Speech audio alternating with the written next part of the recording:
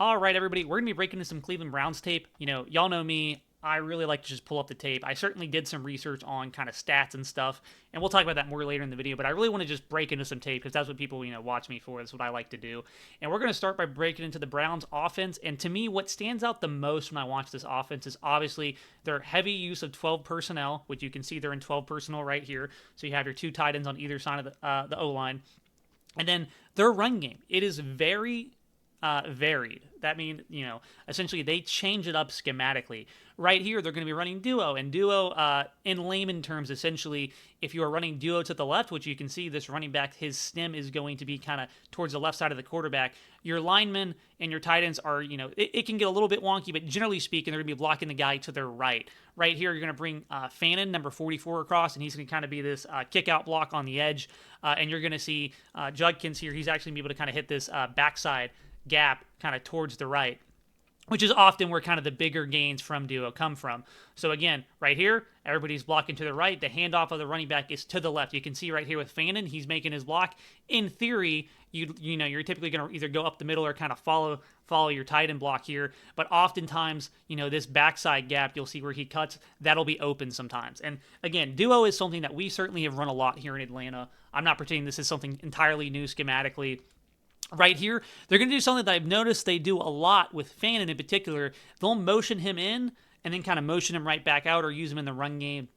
It's just kind of a wrinkle. But again, same kind of concept with duo. They're running duo to the left. Everybody's kind of blocking the guy to their right, trying to get these double teams. But duo is probably what they major in run-wise, I would say. I saw a lot of duo when I was charting them. I saw a lot of power. You'll see another duo rep here just from the end zone.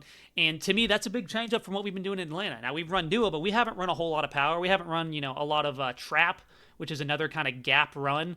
And usually to kind of define gap runs, typically it's called a gap scheme because you leave a gap uncovered. And that's typically because you are pulling some sort of guard, some sort of center, to fill that place. So that's where you get like trap plays or power plays, which we'll break into more as we get into it. But I wanted to start with duo. This is something y'all should be familiar with in Atlanta. Obviously, I think, we're going to see more of it. And I think it's something our offensive line did fairly well. Obviously, we weren't fully healthy this year. It's certainly something I think Bijan actually is better between the tackles, more so than he is outside. But yeah, we'll break into the next one here, which is going to be some power plays. And then before we start getting into pin and pull and trap and stuff like that. But again, I just want to say, changing up the run game is very exciting for me. I think if you love football, you should love the run game. So we're going to break into the next one. All right, and here we are with some power plays. So again, pulling that backside guard off to the side is going to be a linebacker. Somebody's going to be a kick out.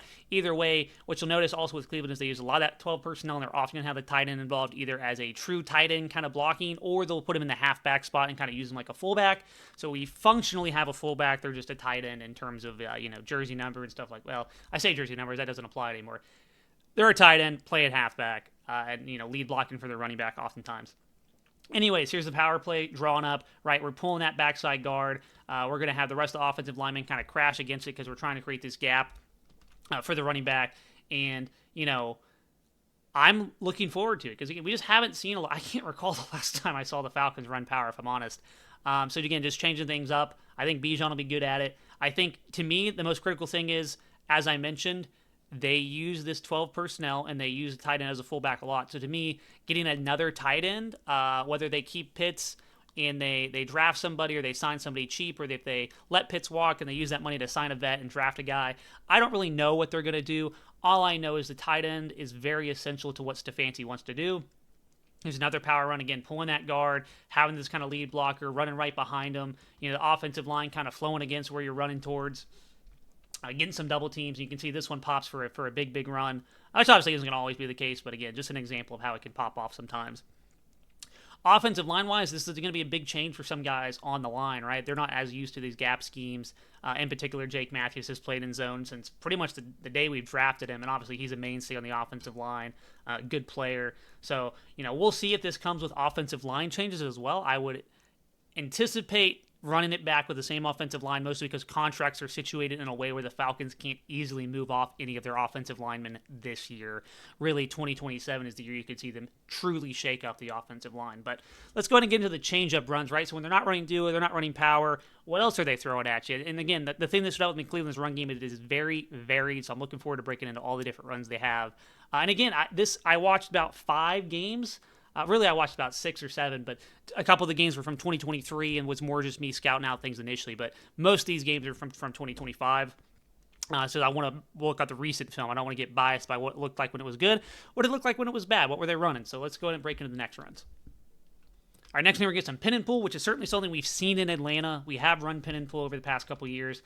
You're going to be pulling the center, you're going to be pulling the guard, getting them out in front with the running back. Rest of the offensive line is going to be crashing against kind of the flow of the defense, and really your goal is to get these 2 big hefty lead blockers out in front of your running back and let him make work, like you see here. This is a bit of an older clip, but obviously I have one against Miami this year right here.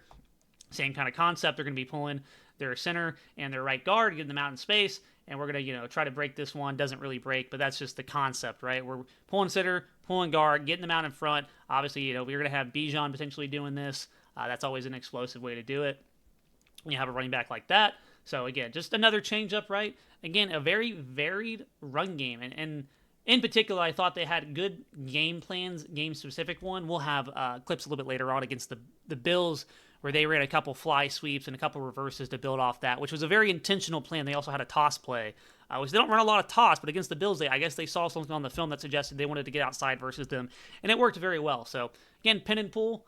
We'll get to the next one here, which will be some trap. So trap, as you'll see here, we're basically going to be pulling one guard and the other guard, and really the tackle. They're basically going to have some sort of initial engagement with the defensive tackle, but largely leave him unblocked, and it's going to become that pulling guard's responsibility to kind of block that guy, and hopefully, we're catching him a little bit on the blind side, and we're creating a lot of, displacement, which is what happens here. Again, just another run in the box, right? Again, just a very varied run game, which for me is super exciting. Right here, same thing you're going to see. They're going to leave 98 here lined up over the right guard, unblocked, and he's going to be picked up by the left guard, and we create this big gap for a big touchdown. So again, just another run you can expect to see a little bit. Hopefully, we're able to execute it. Again, like I mentioned, it's a new kind of change up for our run game, I would say. We certainly haven't run a whole lot of trap over the my course of film study in Atlanta the past couple years. So the offensive line will have a bit of an adjustment, but I think it's it's exciting too, right? We're changing things up. That's the one thing we've all been wanting, right?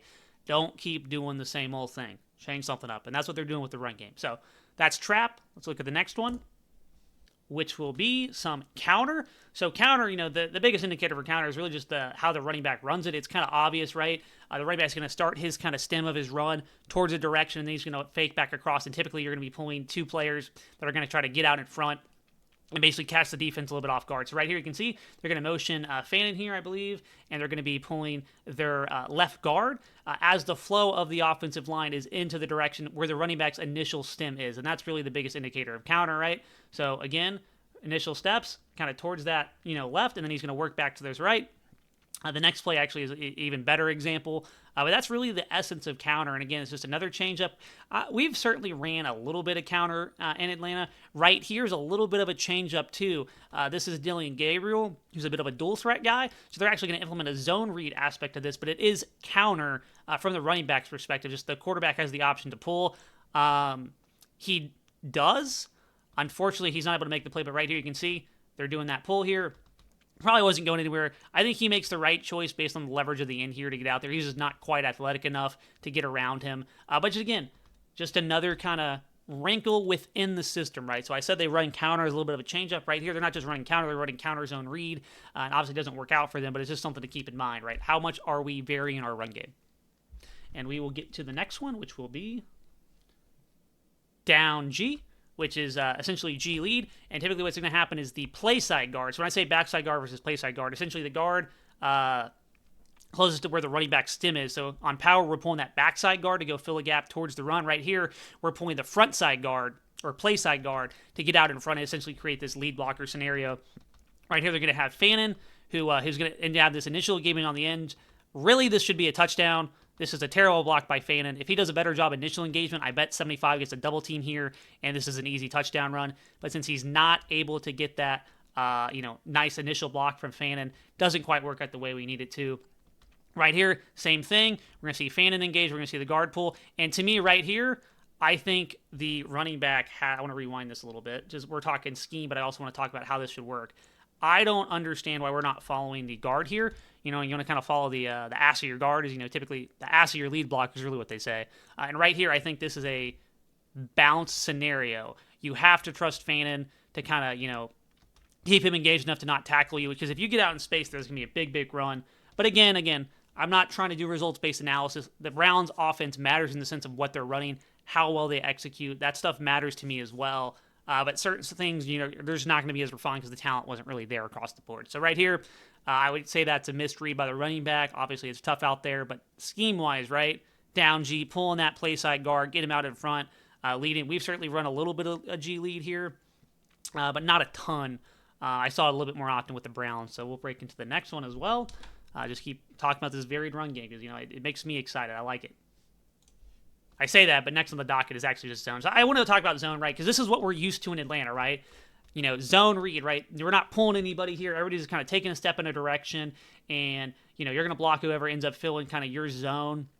Work up to the next level with the linebackers. And this is a staple across the league. The Browns are no different, right? Every team across the league is running zone. Nobody's that different. But I would say the difference is I've charted some games of the Falcons these past couple years where it is an unbelievable amount of zone.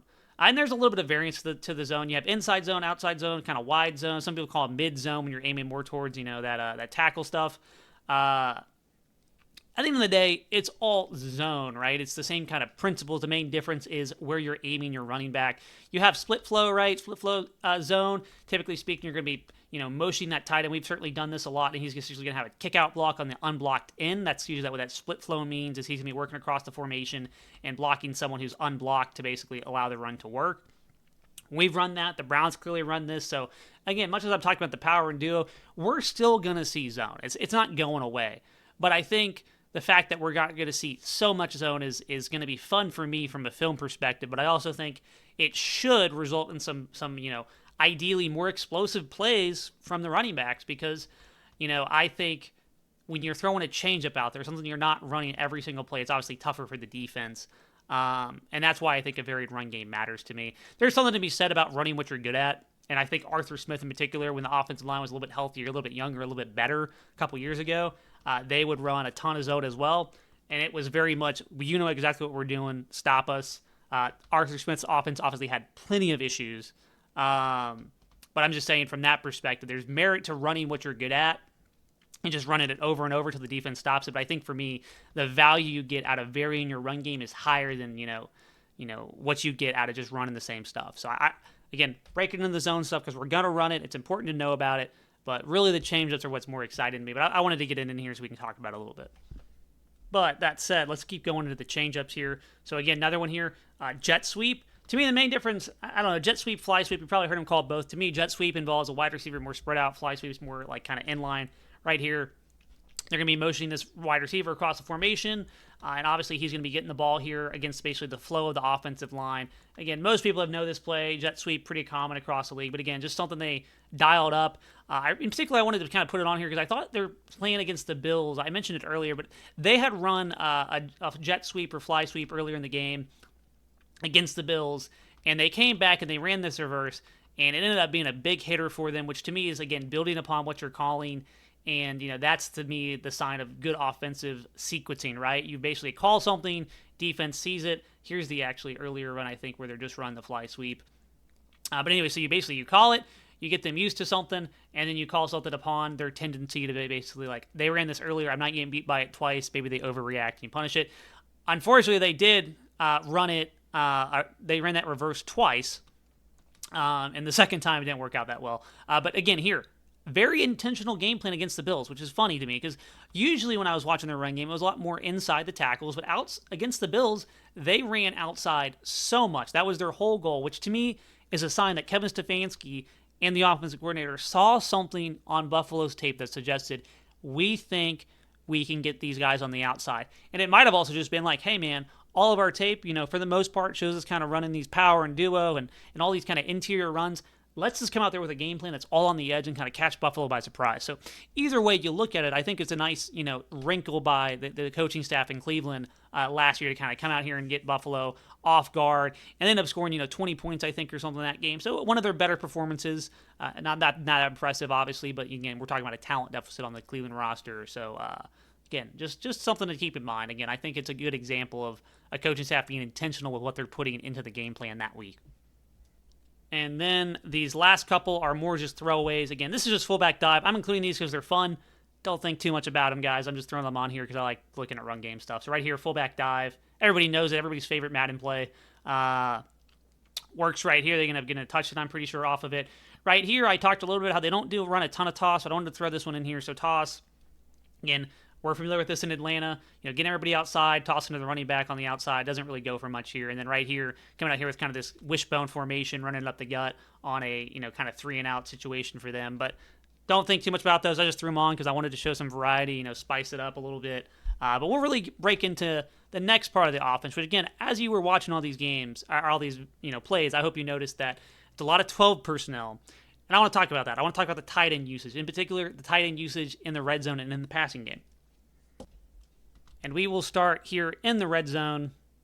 You're going to see they're going to be using kind of fanning here on this power pass where he's going to come up here, initial block, and then just run it over here on the goal line for an easy touchdown, play action.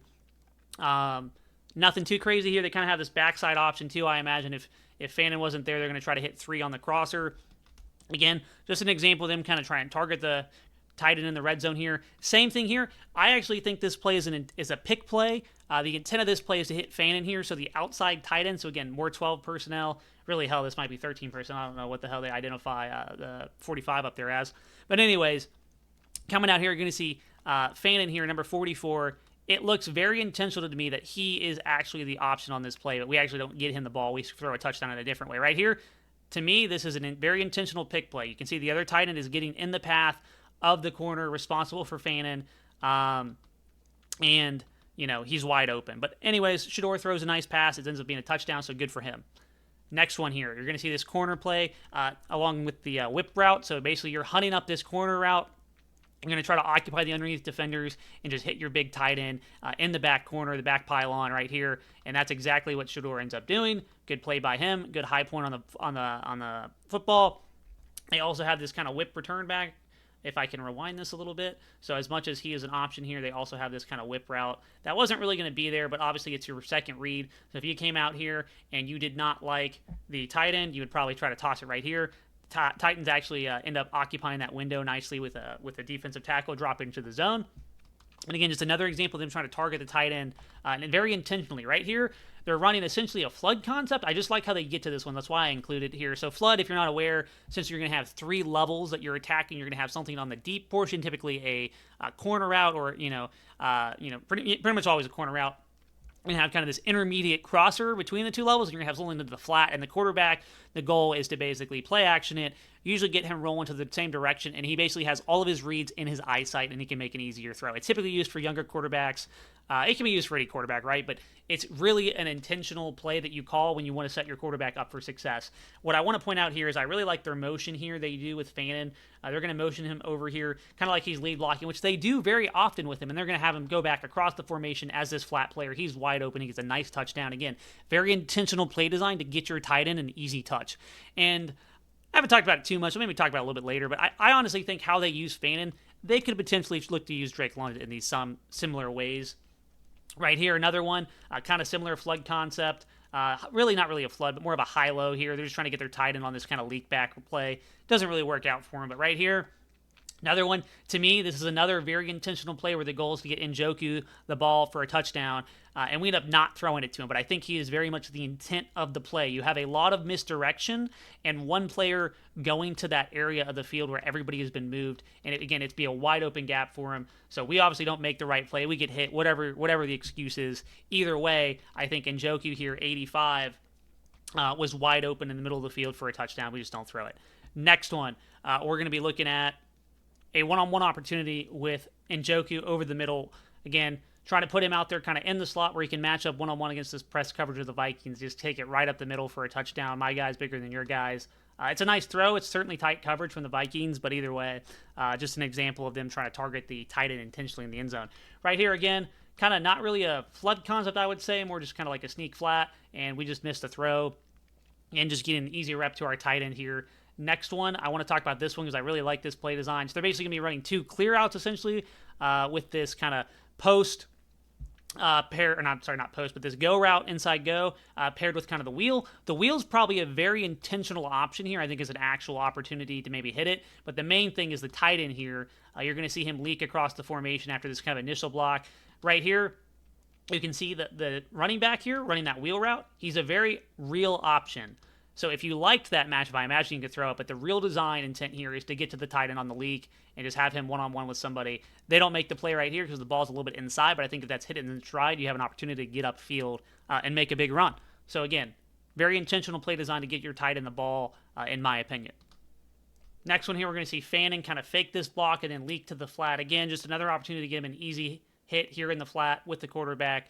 Whether this is setting Shedeur up for success or just trying to get your stud rookie tight end the ball, who can really say? But I just think it's something to kind of look at, put in the back of your mind as we think about how tight ends are going to be used in Atlanta this next season, because I think it's it's something we need to work on. Next one here, we're going to have this kind of inside go paired with kind of this wheel. Neither is really there, but what I wanted to kind of point out is you're going to see off coverage here, free release coverage against the tight end, and he's just going to sit down on this curl, and he's probably the primary read here, and that's exactly where Shedeur throws it. You probably have this backside dig paired with it to kind of attack the space that the linebacker would vacate as he comes down, but either way, just again, an opportunity for your tight end to get the ball easily underneath. Maybe he breaks a tackle, maybe he makes a big play, but again, just getting your tight end in space to make a play. Right here, have back-to-back plays, back-to-back versions, essentially the same play. Call it a variant of smash, I guess, where you're basically occupying the underneath defender and trying to run this corner behind him. Not a 1-for-1 with smash, but just think of it in that way. From here, we'll see it more in the red zone, and this is honestly a really sick catch by Njoku. They're going to have the outside receiver kind of release inside and run that corner. They're going to kind of pair it with a quick out. So not really a smash here so much as it is a just high-low read.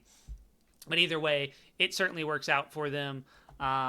Really nice catch, nice throw. But again, just intentional with getting your tight end the ball. This is probably one of my favorite plays I saw. They're actually going to come out here with this 12 personnel look. They're going to have one of their tight ends here kind of block initially, then release to the flat, and then behind him they're going to run this big corner, and it's a big hitter. It's a really impressive play call. It's essentially insert corner with Njoku. You're going to see old Joe Flacco here, so this is a little bit of an older game, right? This is 2023.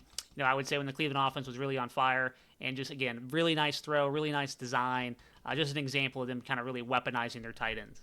All right, next one here, we're going to get this outside go with the over route. The tight end, I think, here is more so the design of the play. Typically speaking, if this outside receiver was running a post route, you would call it a Yankee concept, which is a two-man play action concept where outside receiver runs a post route, tight end type usually runs a deep over, and you're basically trying to target that middle of the field safety where if he comes down and tries to hunt this crosser, you throw the post behind him, or if he plays the deep post, you basically throw the crosser. In this instance, it's not really the same play, but I think the intent here is basically run a clear out and get our ball to the tight end, which is why I included it. Again, just being intentional, trying to target our tight ends.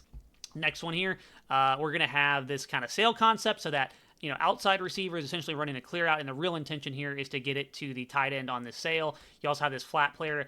The goal would be to occupy the window of the underneath defender with the running back. But right here, Fanning makes one hell of a catch on the kind of the sail concept. Again, sail concept, again, kind of that bender in it, right? So you have that clear out, and then you have the tight end type or inside slot receiver, whoever you want to do it, is going to take this bender stem at the top and kind of attack that vacated zone.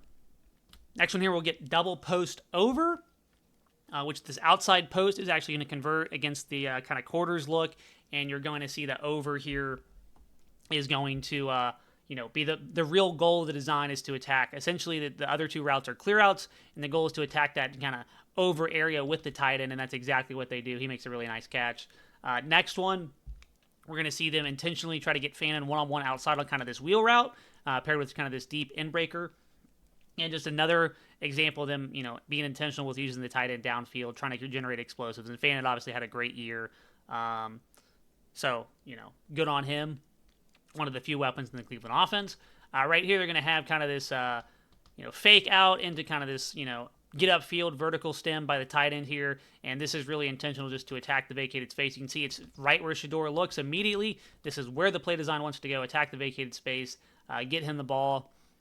Again, it's a good throw by him, but it's just more intentional use of the tight end to get him the ball in his hands. And again, this is just over, the 5 or 6 games. I'm sure if I broke more into the offense, I'd have even more, which I'm going to eventually, but I was, hoping to get this video out there, and I only have so much time on my hands, so we're limited to the games we can watch. We try to watch enough that I feel like I have a good grasp of the offense. So, tight end usage. Other thing I want to talk about, screen game. Let's get into the screen game.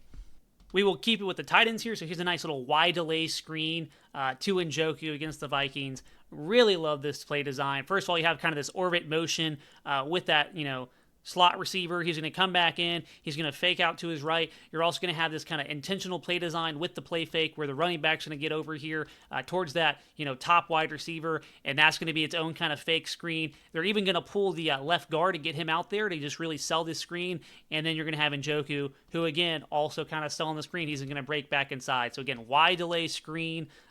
Big fan of this. Really like kind of that orbit motion part of it, just another layer. And Njoku obviously makes an awesome play here. But again, that's very intentional design with that wide delay screen. Very creative usage. Big fan of that. So that one's super impressive.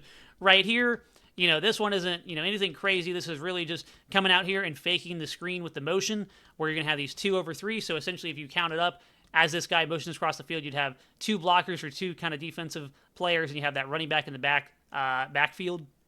So that's kind of the fake part of it. Then you have the tight end come up, also block, and then fake inside as we pull the guard and center to get up to the second level, and we basically attack underneath them. So, wouldn't call it, it's not really tunnel, but obviously it's a work across the field type screen. It's really well executed. I think there's a holding call that ruins it, but obviously it's just another kind of layer with the tight end screen game.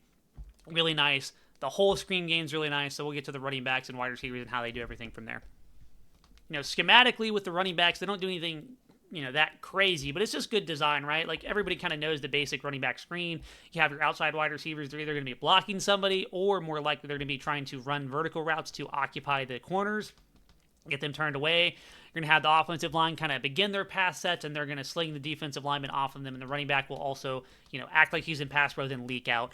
Very common screenplay. We've all seen this a million times. I thought it was just very timely within the Cleveland offense. They didn't call, a ton of the same screen, I guess is what I would say, or in the same game, right? I just feel like their screen usage was very timely, pretty impressive to me. I also think they leaned on the screen game, largely because their wide receivers weren't the greatest, and when your wide receivers aren't great or your running backs aren't necessarily having elite blocking in front of them, what do you do to basically generate explosives? Well, hopefully we can get a screen game going. Obviously, it doesn't always work out right here. You're going to see the running back type get blown up here because our tackle doesn't make it out on time. So it wasn't perfect, right? But I just think the actual screen calls were pretty timely. Right here, big fan of how they do this one.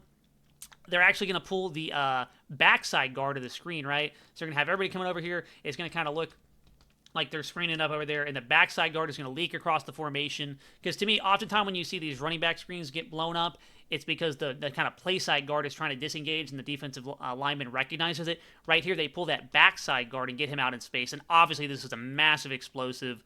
So just a nice creative angle there with pulling that backside guard across the formation. I really like that, having him fake and going across versus the play side guard. Then we have wide receiver screens.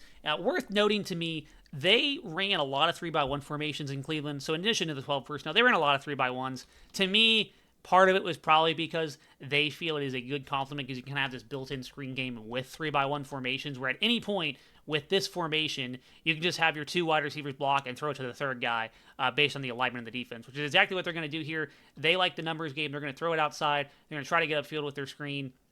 Exactly what they do. They ran this plenty, pretty staple. The Falcons ran it, a handful of times as well. It's not anything new. Basically, if you like the numbers, you throw it.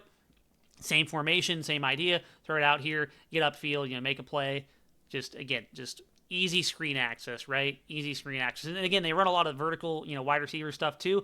Right here, I actually really liked this opportunity because while they have this screen, and it is a built-in screen, It is very intentional. I like that they paired this 3-by-1 formation with this kind of inside go, where if that was there, he could potentially get it, and then they have this backside alert go route that certainly wins. But they're not able to do it. And let's talk about that for a second. Let me see if I rewind this a little bit. So one of the big reasons you run 3-by-1 formations, so you run 3-by-1 formations to isolate a wide receiver on the backside, essentially force a one-on-one. Obviously, defenses can decide they want to bracket you or do all sorts of stuff, but typically speaking, it's going to give you a one-on-one opportunity. That's what they're doing here in addition to the screen. It is certainly an option here along with that inside fade on the bottom, but they're going to do the one-on-one target downfield on this one. But again, just talk about the 3-by-1 formations. They ran it a lot. I want to say they were top 5% in the league in 3-by-1. I'll make sure I verify all these stats at the end, but it's certainly what I remember when I was looking at it. Right here, another one. They're going to motion it, kind of do this orbit. I don't know what to call it. I guess it's like kind of orbit screen. Miami actually kind of does this one a lot, so it's kind of funny they're running it against Miami. But again, they're actually going to have the wide receiver come up here, and they're going to have their, guard and tackle come up here, initiate the block, then get to the second level. Very similar to kind of that tight end screen we saw earlier, but again, they're using the wide receiver for it this time, and he makes a big play. So again, just good screen usage. I'm a big fan of the screen game. Call me unpopular here. I don't hate screen plays. When offensive play caller calls a screen on 3rd and 5, I'm not pissed. I know a lot of people are pissed. I'm not always pissed. All right, sometimes I'm pissed, but usually I'm okay with it if the screen's, I think it's a reasonable call. So again, talking about the wide receiver screen game, talking about the screen game in general. I have a few other things we're going to break into. One of which will be flood concepts, as we talked about a little bit earlier. So again, you're going to have something deep, which is typically that corner route, paired with kind of this intermediate out route or crosser, and you're going to have something in the flat. So right here, just another example of them running it out of kind of this 3-by-1 formation. That's why I wanted to highlight it, because again, they run a lot of 3-by-1. Right here, I think Judy actually ended up dropping this one, which is a little unfortunate. Pass probably wasn't perfect, but it's certainly good enough to be caught. Right here, again, get into it a lot of different ways. They're going to have this backside kind of wheel. In addition to the flood, again, I think it's a nice pairing with this here, and I think it's a pretty sick opportunity. If potentially this was, blocked up a certain way, you could certainly hit this backside wheel, and that would be obviously an awesome design, an awesome play. But as it stands, I think the quarterback makes the right decision. He has someone in his face, doesn't have time for the backside wheel, but it's nice to see it kind of in there with it.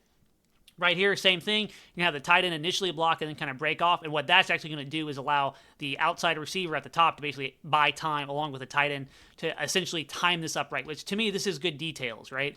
Details of the offense. We want all of these guys to kind of be somewhat in the same window, in the same eyesight of the quarterback. And they pretty much are right here. Now, we missed the throw.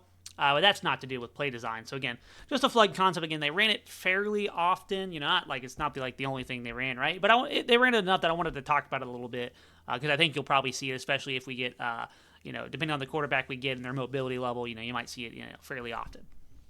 And now we're going to talk a little bit about just their wide receiver route tree and stuff. Right here, you have mirrored route concept, which essentially means we're running the same routes to basically both sides of the field. Right here, this is kind of just this double crossers. Neither wide receiver really wins that well, and to me, that's a wide receiver issue because you cannot really ask for much better than what you're getting here. You're getting man coverage with 2 runaways and middle field closed, and you're running 2 crossers. So the safety is a non-factor in this. You have 2 runaways, and neither really wins. The reason I think Judy here probably doesn't win as I think you'd like to see him give them a little bit something vertical and then break out. When you get the corner that little bit of vertical set, he's worried about you taking it vertical, and then as you break out, you should be able to create a little bit of separation at the top of your route. Not what happens here, and again, I'm not here to criticize Judy. I'm just talking through the play and talking about why I think this one didn't work. But they run double crossers here against man coverage with closed safety coverage. You cannot design. That's exactly what you want. It's exactly what you want. I mean, it's hard to sit there and criticize it.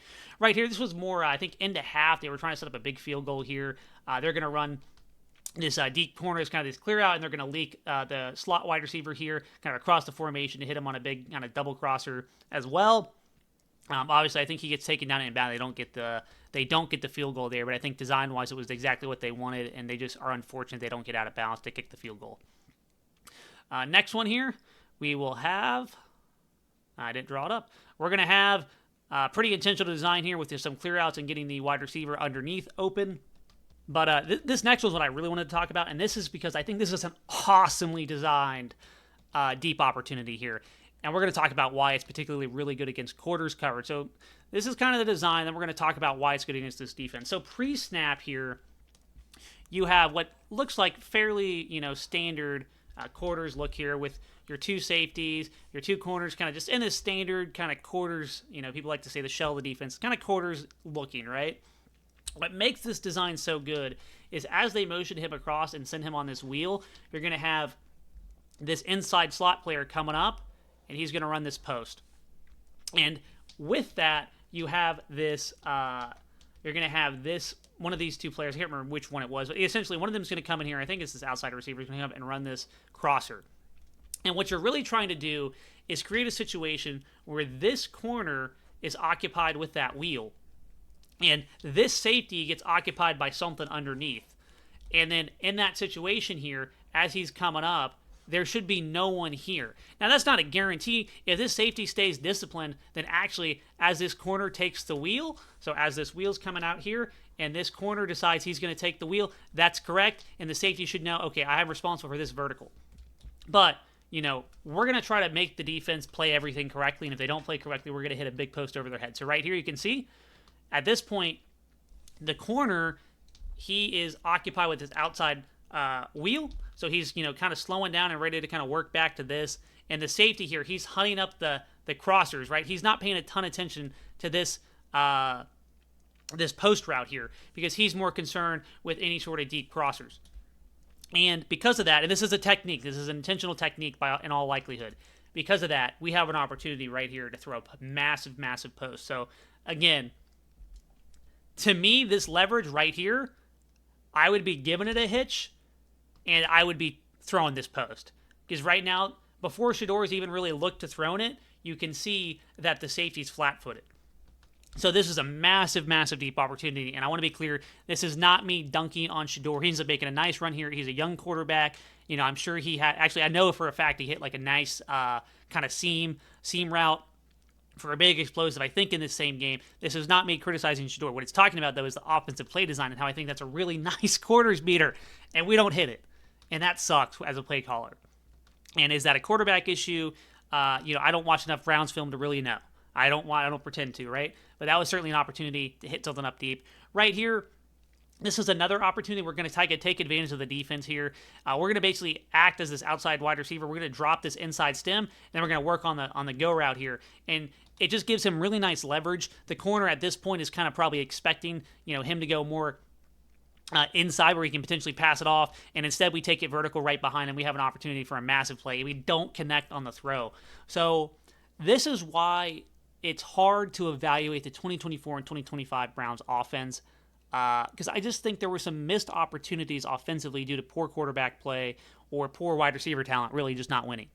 I haven't watched every Browns game. Maybe I'm wrong. But from what I saw, some of the offensive inconsistencies were really the result of just the players on the field, which is unfortunate. And it certainly Atlanta had the same issue last year where I think Zach Robinson was not a good offensive play caller. But certainly I'm not going to pretend he was getting ace quarterback play or ace wide receiver play the whole year. I think he was below average to maybe average in terms of, what he was doing. Certainly not good enough to hang on to his job, but he was also hamstrung by some of the talent on the field, unfortunately. Certainly had more talent than Cleveland, and the hope here is that Kevin Stefanski coming in, he's going to be able to elevate the talent that we do have in Atlanta as we try to rebuild a little bit and get more talent in the building. So a few other things I want to talk about. I just wanted to kind of highlight those two plays in particular because I think they're really nice design. In particular, that quarters beater was so nice. I really liked the wheel to occupy that outside corner and try to create this natural leverage there. It was really, really nice. But let's go ahead and break into more plays. Let's not get stuck on a couple ones we just did. So on this one, we're actually going to see what I really like. They're going to essentially force the coverage here as the Vikings are rotating in and out, trying to get their defense set as they're doing this kind of pressure look. That's what Flores loves to do, show a lot of pressure, bail out of it typically. Sometimes he sends the house, sometimes he doesn't. I say most of the time he doesn't. But right here, what the Browns do is actually this release is really nice. So they're going to motion here, and they're going to get far enough inside that it basically forces this swap release for the corners.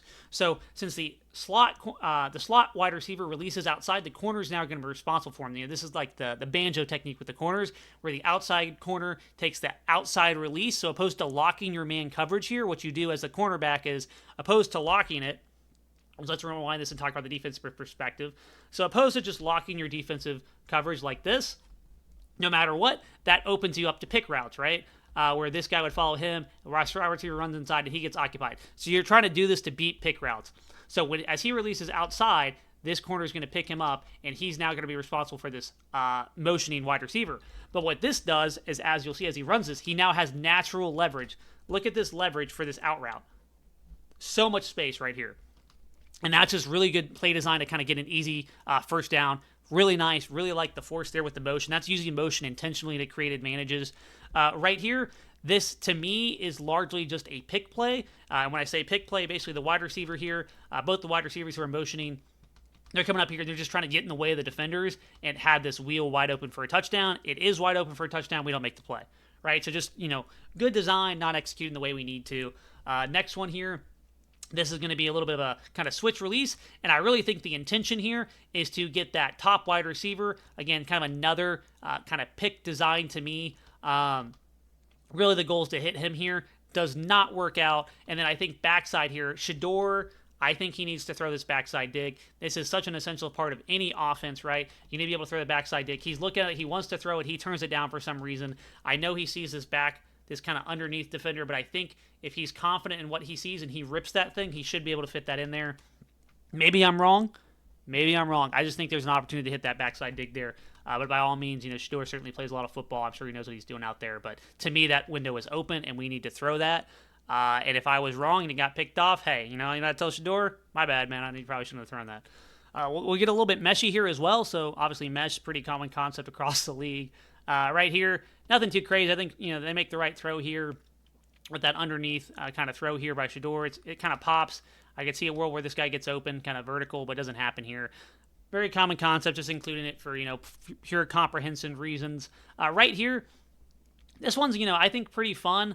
The design of this is probably more in line with, what you typically see where, like, the quarterback rolls to his, does the play action, then rolls to his right, and then he has kind of these plays lined up in front of him. But they actually keep Dylan Gabriel here in the pocket, and honestly, he really throws a nice ball. It doesn't flash underneath, so he comes to his backside read, throws this in, and it's just really good coverage. To me, that's a good read and a good throw. It just doesn't, unfortunately, work out for them. Next one here, as we get lined up here, I'll see what this one is. So right here, this is another kind of intentional design to get to the running back underneath. This one's more just general. I kind of liked it here. So they're going to basically play fake, get him through the gap here, and he's going to attack that vacated space against this off coverage, catch it, easy upfield kind of pitch and throw. So just, good design there for me. Like kind of getting there with the play action fake, and they have the kind of vertical routes there on that side of the field to occupy them. And let's see, is there anything else I wanted to cover?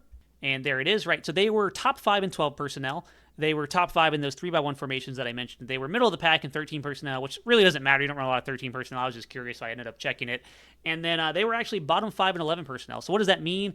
Again, when you're thinking about building the Falcons from this point onward, we just need some tight ends. And whether that's keeping Kyle Pitts, I don't think they will. I think allotting that much money into the tight end position probably isn't the move, in my opinion. I think they'll probably try to draft somebody and maybe sign a solid vet. And if you can get 2 solid tight ends in the room, we'll be in a really good spot. But yeah, so I'll certainly be breaking into more tape. I just wanted to get something out there for anybody curious on what this fancy offense, in my opinion, is about. It's about 12 personnel. It's about utilizing your tight ends. It's about a varied run game. It's about a good screen game. Their actual passing concepts, I would have to go back farther to that 2023 year and really see what they were doing there with, they had back when they had like Amari Cooper and stuff, and see what they were doing when they had more true wide receivers. But through their personnel usage, you can kind of infer that, expect more tight end usage in general. Last things I'll say, in terms of the strengths of things I'm looking forward to, the run game, the screen game, and just general tight end usage, I think was all really good. Kind of, middle of the pack in terms of me as far as passing concepts. We saw some good stuff, right? We saw, that big quarter beaters that was schemed up really nicely. We saw some other good design. I think the screen game is a good indicator of a well-designed offense. If you can call a good screen, I think you can call some good passing plays.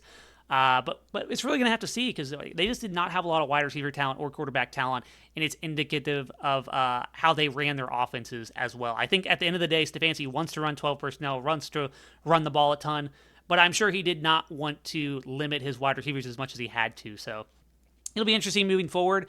I hope y'all are excited as I am. I think this is a really good hire. Obviously, at this point in the video, it's kind of just my own personal thoughts, but anything you want to know, please comment. Talk to me about it. I'm very interested. If you know anything about this offense, or if you've noticed anything that you think is worth mentioning, please let me know.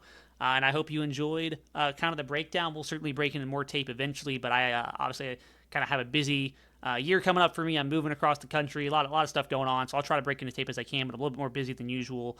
But yeah, thanks for tuning in. I hope everybody enjoyed.